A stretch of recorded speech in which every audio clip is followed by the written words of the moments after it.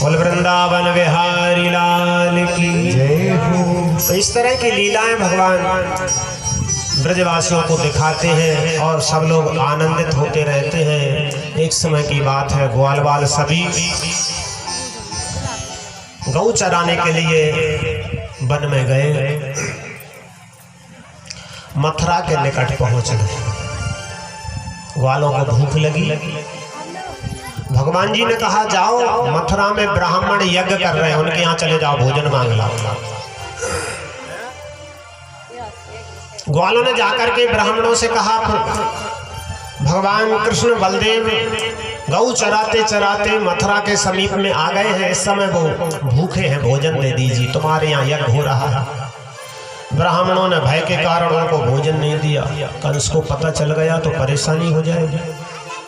तो ग्वाल बाल लौट करके चले गए और जाकर बोले, अच्छे ब्राह्मणों के पास पहुंचाया, बताओ उन्होंने भोजन भी नहीं दिया, हमारा मान भी कम हो गया।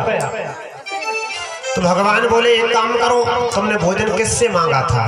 बोले ब्राह्मणों से। ब्राह्मणों से नहीं, भोजन ब्राह्मणियों से मांगना था, भोजन तो माताएं कराती हैं, दोबारा से जाओ।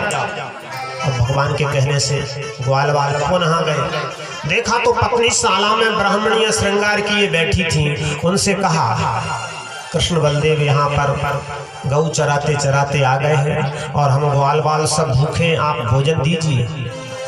उन्होंने जैसे ही सुना है तो भोजन के थाल सजाए हैं, ग्वाल वालों को भी भोजन दिया और थाल सजा सजा करके भगवान के पास पहुंची।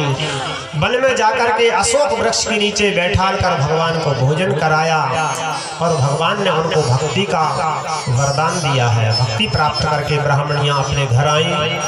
ब्राह्मणों ने जब यह सुना तो सुन करके वो मन में विचारने लगे, देखो हम लोग भगवान को पहचान नहीं पाए, हम सूत्रधारी, जनेऊधारी है, कंठीधारी है, तिलकधारी है, गुरु जी की द्वारा दिए हुए मंत्र का जाप करते हैं, फिर भी परमात्मा को नहीं पहचान पाए।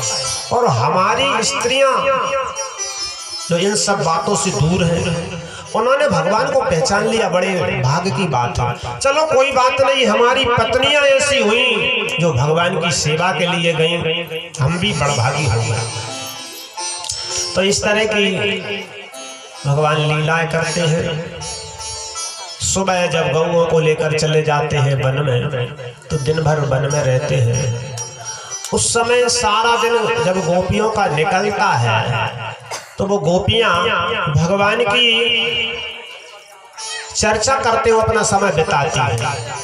कोई गोपी कहती है, देख रही वो नंद का छोरा जब कानों में कनेर के पुष्प धारण करके और भ्रुकुटी को मरोड़ते हुए अपने अधरों पर मुरली को रख करके जब बजाता है तो त्रिलोकी उसके बस में हो जाती है।